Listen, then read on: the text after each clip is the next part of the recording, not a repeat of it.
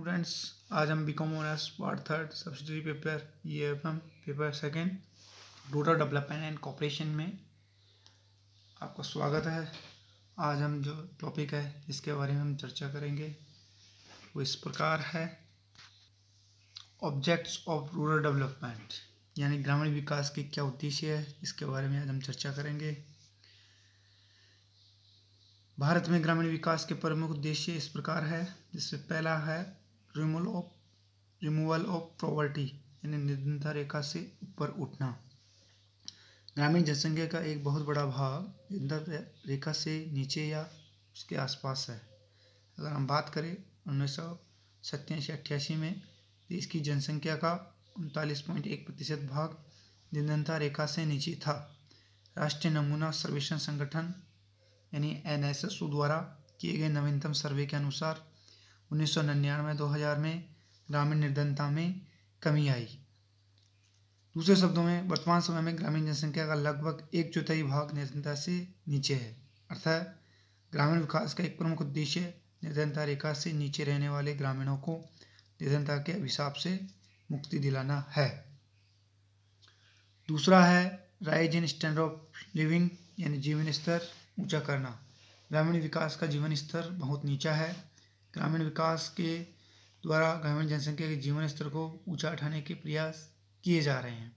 तीसरा है removal of unemployment, यानी बेरोजगारी समाप्त करना। देश में करोड़ों व्यक्ति बेरोजगार है।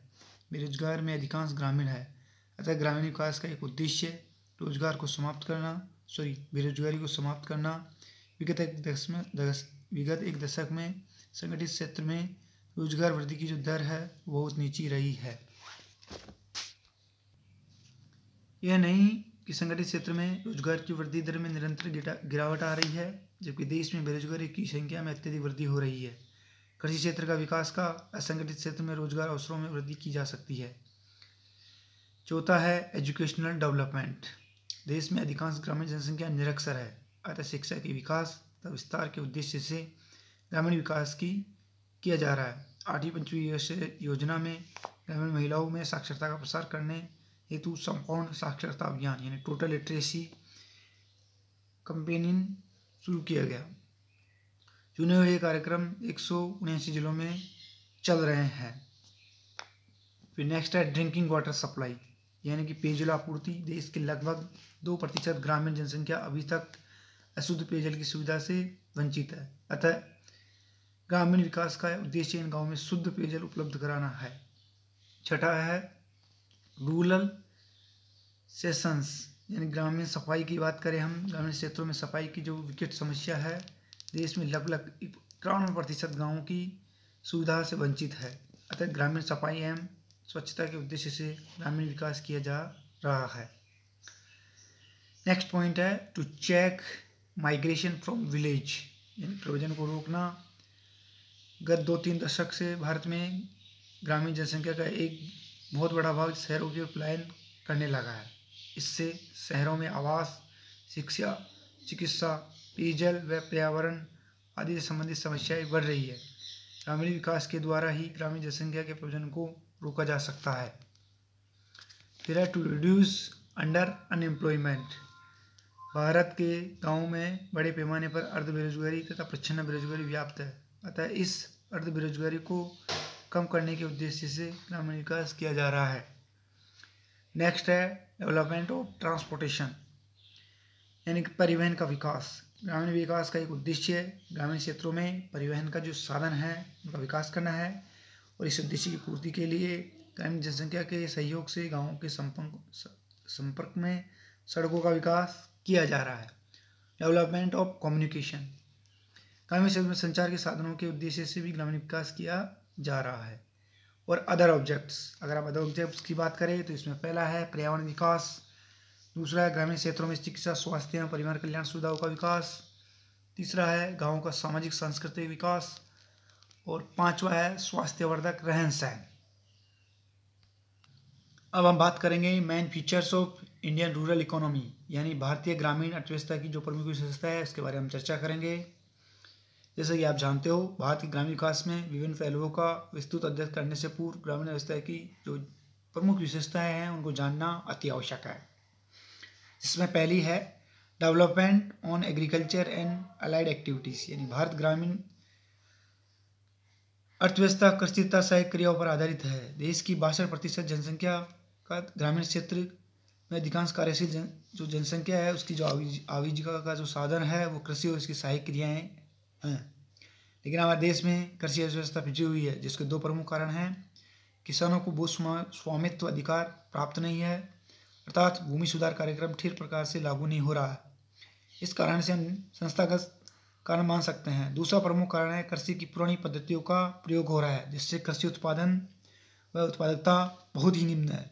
इसे तकनीकी कारण कहा जा सकता है। इन दोनों कारणों को दूर करने के लिए एक साथ प्रयास करने की आवश्यकता है, लेकिन अब तक हम इसमें असफल रहे हैं। दूसरा है पॉवर्टी। भारत की जो अर्थव्यवस्था है उसमें जो निर्धनता का व्यापक प्रभाव है। पिछले 3 दशकों में योजनाबद्ध विकास के द्वारा ग्रामीण निर्धनता का तीव्र प्रभाव किया जा रहा है। परिणाम स्वरूप 1973-74 में जहाँ ग्रामीण जनसंख्या 56.4% निर्धनता रेखा पॉवर्टी से नीचे था, वहाँ 1993-94 में यह प्रतिशत घटकर 36.3% रह गया। सरकार ने ग्रामीण निर्धनता के उन्मूलन हेतु अनेक कार्यक्रम शुरू किए गए, तथापि वर्तमान में ग्रामीण जनसंख्या का लगभग 1/4 लोग गरीबी से पीड़ित है। फिर है हमारा डिसइंग्रेड अनएम्प्लॉयमेंट, यानी अदृश्य बेरोजगारी। भारत के ग्रामीण क्षेत्रों में बहुत स्तर पर अदृश्य बेरोजगारी व्याप्त है। अदृश्य बेरोजगारी उस स्थिति को कहते हैं जब श्रम की सीमांत उत्पादकता, इन जो मार्जिनल प्रोडक्टिव लेबर है, वो बहुत ही कम अथवा शून्य होती है। ग्रामीण क्षेत्रों में जनसंख्या अधिक के होने तथा रोजगार के अन्य विकल्प अवसर उपलब्ध नहीं होने के कारण अधिकांश जनसंख्या कृषि कार्यों में लगी है। अतः प्रच्छन्न अथवा अदृश्य बेरोजगारी की स्थिति विद्यमान है। चौथा है सेजनल अनएम्प्लॉयमेंट, यानी मौसमी बेरोजगारी। जब किसी व्यक्ति को एक मौसम में ही कार्य मिलता है और शेष अवधि में बेकार बैठा होता है तो उस वह मौसमी बेरोजगारी कहलाती है। भारतीय ग्रामीण क्षेत्रों में मौसमी बेरोजगारी भी पाई जाती है। देश के अधिकांश कृषि पर निर्भर होने के कारण अनेक राज्यों और क्षेत्रों में केवल एक फसल, प्रायः खरीफ की फसल ही उगाई जाती है। फलस्वरूप किसान वर्ष 3-4 महीने जुलाई से अक्टूबर तक ही कृषि कार्यों में लगा रहता है तथा शेष अवधि में बेकार रहता है। सिंचाई के साधनों का विकास करने तथा ग्रामीण विकास और उद्योगों को बढ़ावा देकर मौसमी बेरोजगारी को समाप्त किया जा सकता है। अब हम बात करते हैं लैक ऑफ इंफ्रास्ट्रक्चर, यानी आधारभूत ढांचे का जो अभाव है। भारत के ग्रामीण क्षेत्रों में आधारभूत ढांचे का अभाव है। गाँवों में ऊर्जा की पर्याप्त मात्रा में उपलब्धता नहीं होने के कारण कृषि कार्य तथा ग्रामीण उद्योगों का समुचित विकास नहीं हो पाया। देश के असंख्य गांव सड़कों से नहीं जुड़े हुए हैं। रेल परिवहन की सुविधा तो बहुत कम गांवों में उपलब्ध है। इससे गांवों के विकास में कठिनाई आ रही है। नियोजित विकास के लगभग 5 दशक बाद भी अनेक गांव डाक तथा दूरसंचार की सुविधा से वंचित है। फिर हम बात करते हैं इंडेप्टेडनेस, यानी ऋणग्रस्तता। गांवों के अधिकांश लोग ऋणग्रस्तता के जाल में जकड़े हुए हैं। ग्रामीण अर्थव्यवस्था प्राय उधार यानी क्रेडिट पर निर्भर करती है। किसान ऋण के जाल में कभी मुक्ति नहीं हो पाता है, अतः यह ठीक नहीं कहा जाता। जबकि भारतीय किसान ऋण में जन्म लेता है और ऋण में बड़ा होता है तथा ऋण में ही उसकी मृत्यु हो जाती है। गाँवों में बैंकों तथा सहकारी संस्थाओं की स्थापना होने के बावजूद लगभग 50% ग्रामीण साहूकार महाजनों तथा बड़े किसानों से ऋण लेते हैं। इस ऋण पर ब्याज की दर बहुत अधिक यानी 30 से 60% वार्षिक होती है। 7वां बिंदु है हमारा इकोनॉमिक डिस्पैरिटीज, यानी आर्थिक विषमताएं। भारतीय ग्रामीण अर्थव्यवस्था की एक बहुत ही विशेष आर्थिक विषमता है। एक और लगभग 15 से 20% ग्रामीण विकास परिवार ऐसे हैं जिनकी आय बहुत अधिक है और उनकी जो लैंड होल्डिंग है बहुत अधिक है। वह शहरों में उपलब्ध उच्च मूल्यों वाली उपभोक्ताओं व टिकाऊ वस्तुओं का उपयोग करते हैं। और दूसरी अगर हम बात करें तो 75 से 80% ग्रामीण ऐसे हैं जो या तो भूमिहीन है या जिनके पास मकान नहीं है या उनकी जोत का आकार बहुत छोटा है। ये परिवार अपनी रोजी रोटी के लिए निरंतर संघर्ष कर रहे हैं। 8वां बिंदु हमारा लैक ऑफ कैपिटल, यानी पूंजी की कमी। गाँवों में निर्धनता तथा बेरोजगारी के कारण आय का जो स्तर है वो बहुत नीचा है। परिणाम स्वरूप ग्रामीण क्षेत्रों में जो सेविंग्स बहुत कम होती है, अतः पूंजी की कमी रहती है और पूंजी की कमी के कारण ही गाँवों का समुचित विकास नहीं हो पाया है। नवा बिंदु हमारा अनप्रोडक्टिविटी एक्सपेंडिचर यानी अनुत्पादित कार्यों पर व्यय। अधिकांश ग्रामीण अपनी आय के बहुत बड़े भाग को अनुत्पादित कार्यों पर व्यय करते हैं। आज भी मृत्युभोज, मुंडन, श्राद्ध तथा शादी इत्यादि समारोह पर ग्रामीण क्षेत्रों में अनाप शनाप व्यय होता है।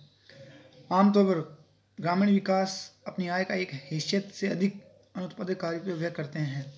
इस अनप्रोडक्टिविटी एक्सपेंडिचर के लिए साहूकारों से ऋण लेते हैं, क्योंकि बैंक तथा वित्तीय संस्थाएं अनुत्पादित कार्य हेतु ऋण नहीं देती।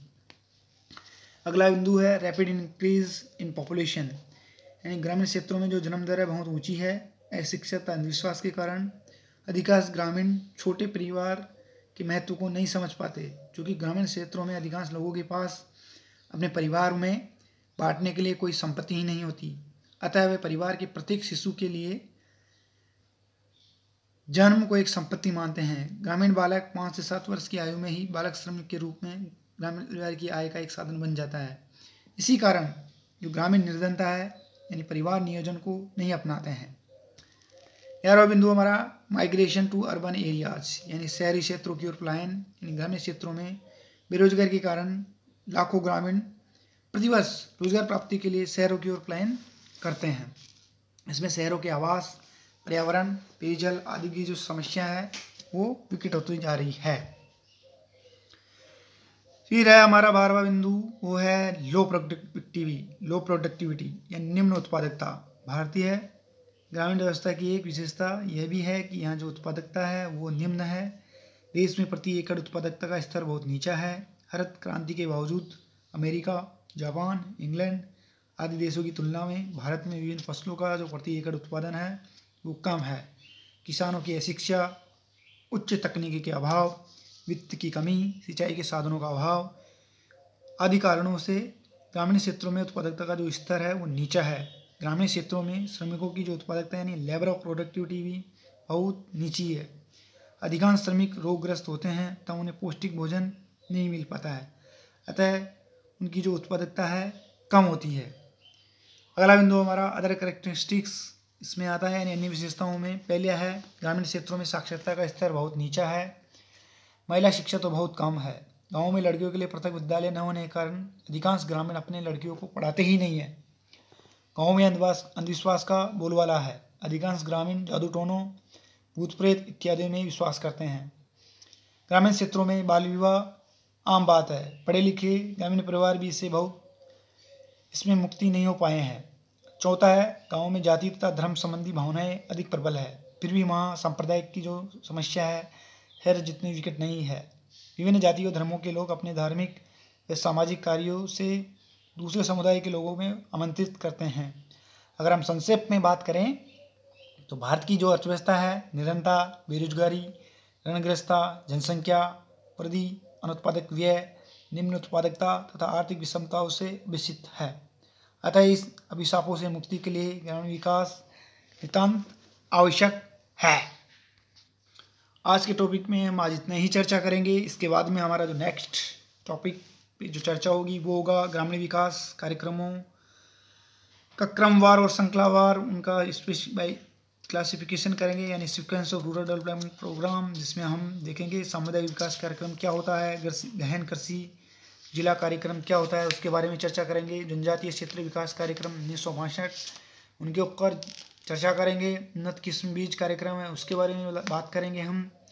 लघु कृषि विकास कार्यक्रम 1969 उसके बारे में बात करेंगे। सीमांत कृषि तथा खेती और मजदूरों के विकास हेतु जो अभिकरण आया 1969 उसके बारे में हम चर्चा करेंगे।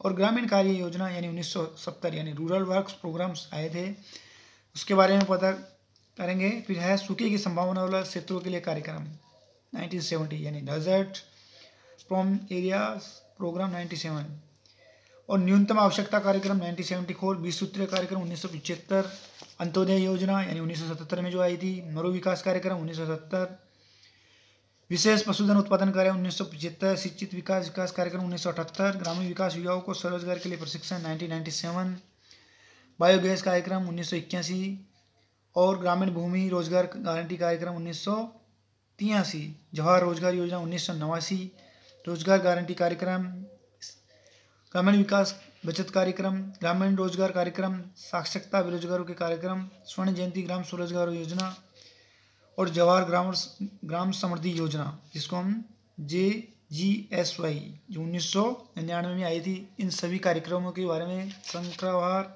हम अगले वीडियो में चर्चा करेंगे। Thank you. Okay bye.